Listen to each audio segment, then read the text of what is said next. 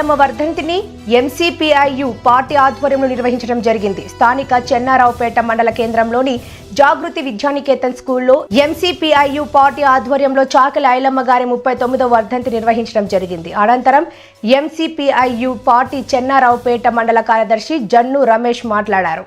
తెలంగాణ సాయుధ పోరాటంలో నిజాం నిరంకుశతత్వానికి పటేల్ పట్వారీ పాలనలో ప్రజలను అనేక ఇబ్బందులకు గురిచేస్తూ వెట్టి చాకిరీ చేపిస్తున్న క్రమంలో విసునూరు దొర కౌలు రైతులపై చేస్తున్న అన్యాయాలపై ఎదురు తిరిగిన వీరవనిత చాకలి ఐలమ్మ దున్నేవాడిదే భూమి అంటూ ప్రజలను వెట్టి చాకిరీ విముక్తి నుండి కాపాడిన పోరాట యోధురాలు చాకలి ఐలమ్మ.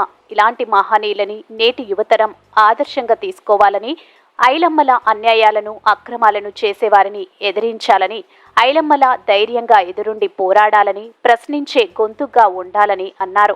ఈ కార్యక్రమంలో స్కూల్ హెచ్ఎం దేవి, టీచర్స్ శిరీష, గీత, కవిత, రాధిక, సృజన, విద్యార్థులు పాల్గొన్నారు. ఈరోజు చిట్యాల ఐలమ్మ గారి 39వ వర్ధంతి మన చెన్నారావుపేట మండలం జాగృతి విద్యానికేతన్లో జరుపుకోవడం జరుగుతున్నది. ఈరోజు ఐలమ్మ గారు ఆనాడు నిజాం నిరంకుశత పటేల్ పటవారికి వ్యతిరేకంగా ఆనాడు భూస్వాములకు కోసం అనేకమైన పోరాటాలు చేశారు.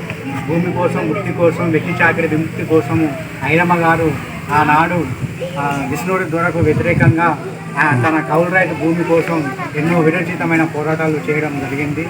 దొరలకు వ్యతిరేకంగా, పటేల్ పటవారికి వ్యతిరేకంగా చాకలి ఐలమ్మ గారు ఆ రోజు వారికి ఎదురుండి నిలబడి తన కౌలు భూమికి ఈ పటేల్ పటవారు వాళ్ళు వస్తున్న కోణంలో ఆనాడు వాళ్ళకు వ్యతిరేకంగా కొడవలు చేతబట్టి ఆమె విరోచిత పోరాటం చేయడం జరిగింది.